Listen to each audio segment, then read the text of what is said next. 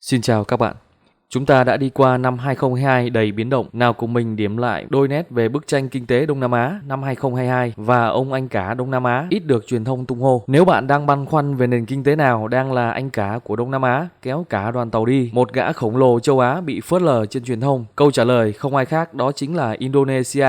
Trong bối cảnh nền kinh tế toàn cầu đang bị ảnh hưởng bởi cuộc chiến Ukraine và khủng hoảng năng lượng, thực phẩm và khí hậu toàn cầu, Indonesia lại trở thành một nước đứng ngoài cuộc, chính trị ổn định và nền kinh tế phát triển bùng nổ. Mình xin chia sẻ một số thông tin có thể khiến bạn kinh ngạc về xứ vạn đảo này. Nào đi thôi. Đầu tiên thì mình điểm qua một chút về điều kiện tự nhiên và dân số của Indonesia. Indo là một đất nước rộng lớn với diện tích 1.811.570 km2, trải dài trên 17.000 hòn đảo, gồm có 5 hòn đảo lớn nhất là đảo Java, đảo Sumatra, đảo Kalimantan, đảo New Guinea, đảo Sulawesi, và các đảo này nằm phân tán rải rác từ Ấn Độ Dương đến Thái Bình Dương, là nước rộng lớn nhất về diện tích trong các nước Đông Nam Á. Indo cũng là đất nước giàu tài nguyên như là than đá, gỗ, dầu cọ, cao su và là nhà sản xuất niken lớn nhất thế giới, một thành phần quan trọng trong pin của xe điện. Indonesia có nhiều tham vọng để thu được lợi ích từ làn sóng bùng nổ xe điện trên toàn cầu. Về lĩnh vực này, một công ty hàng đầu của Trung Quốc cũng đang đầu tư một dự án trị giá 6 tỷ đô. Tuy nhiên, Tổng thống Joko Widodo vẫn muốn lôi kéo thêm cả Tesla vào đầu tư. Quy mô dân số của Indonesia là 276 triệu dân và là nhà nước có cộng đồng người Hồi giáo lớn nhất thế giới, là nước đông dân thứ tư trên thế giới sau Trung Quốc, Ấn Độ và Mỹ, và đương nhiên là đông dân nhất Đông Nam Á. Dân số của Indonesia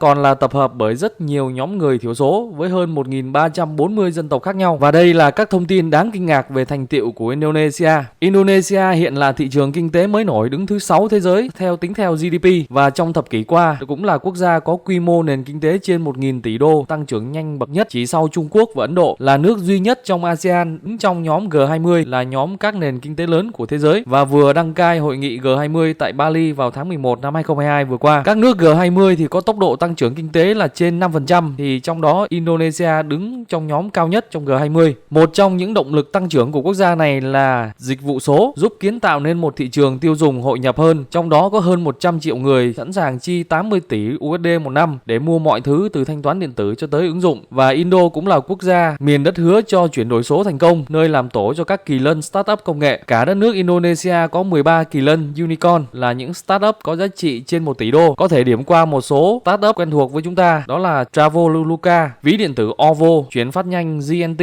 Express, và có một Decacorn, tức là startup có trị giá hơn 10 tỷ đô, đó là Goto, là một ứng dụng sát nhập giữa siêu ứng dụng Gojek và gã khổng lồ thương mại điện tử Tokopedia. GDP của Indonesia đã tăng 5,4% trong quý 2 năm 2022 so với năm ngoái và vượt trên các con số dự báo. Tỷ lệ lạm phát của nước này trong tháng 8 năm 2022 là 4,7%, là một trong những nước có chỉ số lạm phát thấp nhất thế giới. Đồng tiền của họ là đồng ruby, nằm trong những đồng tiền ổn định nhất châu Á trong năm nay, và là thị trường cổ phiếu cũng đạt mức cao kỷ lục. Chỉ có 4% dân số Indonesia sống dưới mức chi tiêu dưới 2,5 USD một ngày. Mặc dù Indonesia khó có thể trở thành một hiện tượng sản xuất như kiểu Trung Quốc, nhưng một tầng lớp trung lưu lớn sẽ trỗi dậy. Và theo báo cáo của Quỹ tiền tệ quốc tế IMF, Indonesia có quy mô GDP lớn nhất, được dự báo dẫn đầu khu vực ASEAN, đạt 1.290 tỷ đô. Bạn có thể tham khảo thêm qua biểu đồ này. Việt Nam chúng ta thì đứng thứ 5 Đông Nam Á với đâu đó rơi vào khoảng 413 tỷ USD, đứng sau Indonesia, Thái Lan, Malaysia và Singapore. Và người có công lớn nhất trong cái hành trình thần kỳ này của Indonesia chính là Tổng thống Joko Widodo. Người vẫn duy trì được uy tín của mình đối với những người dân Indonesia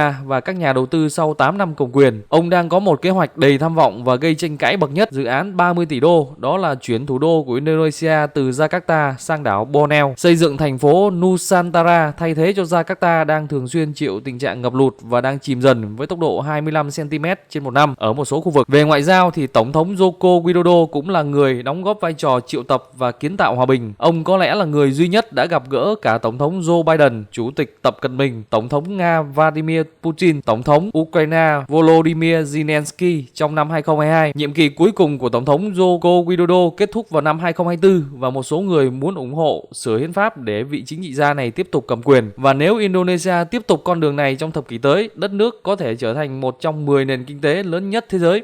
Nếu thông tin này hữu ích với bạn, hãy nhấn subscribe, like, share, chia sẻ cho mọi người bạn nhé. Tiếp thêm động lực cho mình làm clip thú vị hơn. Xin cảm ơn các bạn đã chú ý lắng nghe.